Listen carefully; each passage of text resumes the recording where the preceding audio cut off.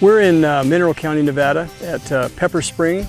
Pepper Spring was first developed by a man named Pepper in about 1880. When the drought was it hit us pretty hard. At one point we were looking at doing something drastically different in order to either keep the cow herd or to sell everything.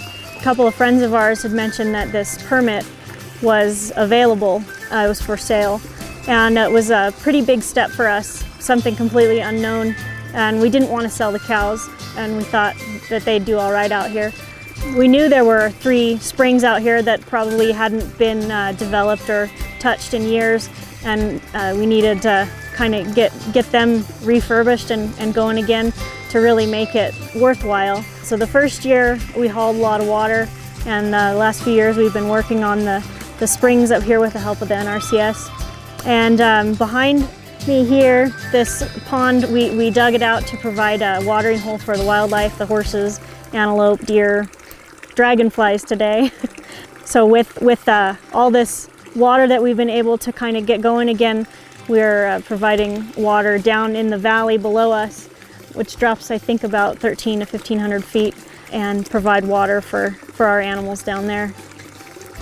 And this grazing allotment hadn't been used for quite a few years, so the infrastructure, mostly the water facilities, had been run down. I had run into the Hunewill, and I mentioned that we have EQIP funds to do projects for livestock on rangelands.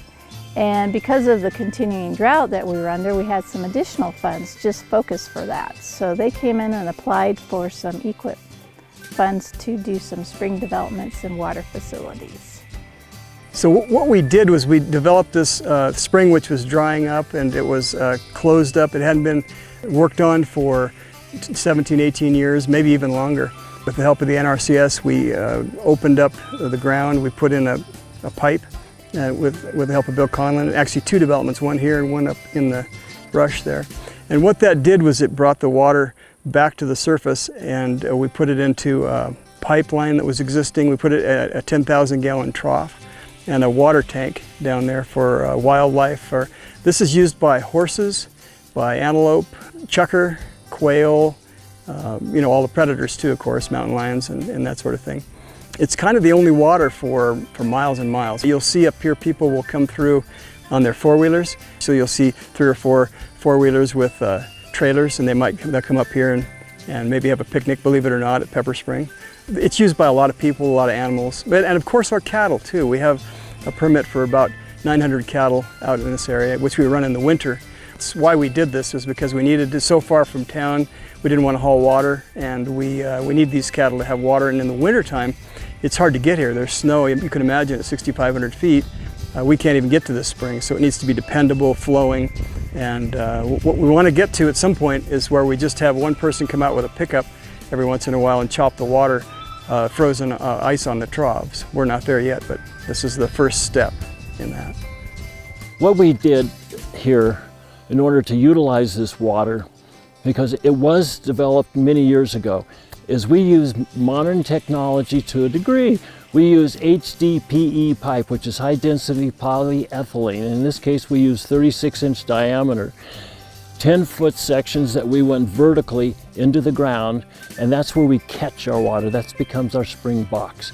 So we have, out on this permit, it's a big permit, 250,000 acres at least, and it's spread between 2 major areas. This is the Garfield Flat area, and then 12 miles to the west is the Whiskey Flat area. It's dry here, and there are only 3 springs on this permit, this huge area.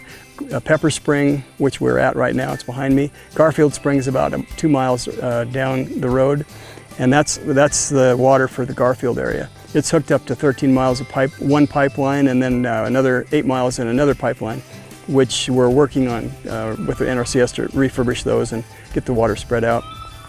The other spring is called Whiskey Spring, and it's an historic spring over near Hawthorne. And Whiskey Spring was actually named by Mark Twain because he said that the miners would get a grub stake in Aurora in the 1860s. They'd talk about all the gold that they'd seen, but they just needed a little whiskey and a little bit of grub to get them out there. And so they'd go and they'd go out until the food ran out. The whiskey never did run out, and then they'd go camp at this spring, which they called Whiskey Spring for that reason. So anyway, Whiskey Spring it's drier than these two springs, and we weren't too sure how much water we could find, but with the help of the NRCS, Bill was out there, and a good operator on the excavator, we were able to find where the water was, and it's flowing even more this year than it was last year. So it's a kind of a vital spring, Whiskey Spring, as it's the only one in that whole 50,000 acre valley over there.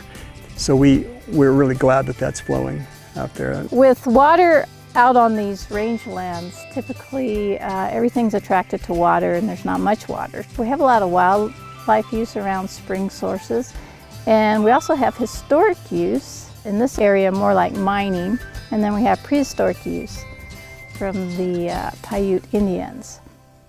So one of the things we do when we have our clients install projects is we look for cultural resources, and then we try to make sure that we don't impact them. And on this spring development, there's some historic rock buildings here that were very close to the spring, but the client installed everything in such a way that we avoided any impacts to these historic sites. Hunewill were able to get a contract soon after they applied, and they came right out here with our engineer and installed within the first year.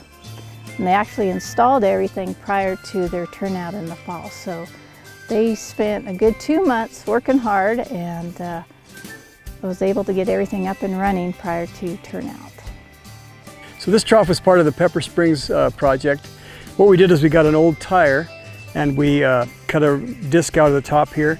But before that, we buried this 12-inch HDPE pipe in the ground. We cut some slots in the top part for the water to flow in. This pipe is a heat sink because it never freezes underground. So the idea was the water would flow into that pipe and get heat added to the water, and then it would convect back up and keep this trough from freezing. Well, it worked pretty well. We got about 8 inches of ice, and at this elevation we'd have expected this to freeze clear to the ground. So we could chop that much ice pretty easily. And we have here, let's see, we put a wildlife ramp here to keep things from drowning in the water. That's not good for wildlife, and it's certainly not good for our cattle. And then there's just a flap here we can lift up to adjust the valve. It works very well. It's a really good design.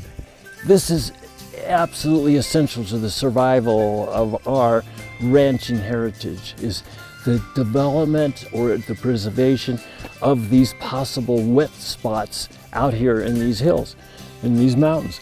There is an abundance of forage. There is so much. There is rice grass, winter sage, on and on. And to a great degree, cows have to actually relearn how to eat when they come out here. And that's what's happening. It was essential to the livelihood of the ranch that this be a part of their operation. And it was an honor for NRCS and myself and Tracy and several others that got involved to help with this.